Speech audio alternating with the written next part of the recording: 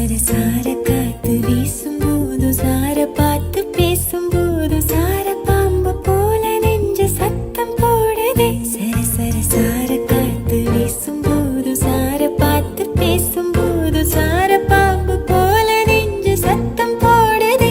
இத்து இத்து இத்து போன நெஞ்ச தைக்க ஒத்த பார்வை பார்த்து செல்லு மொத்த சொத்தை எழுதி தார மூச்சு உட்பட. இத்து இத்து இத்து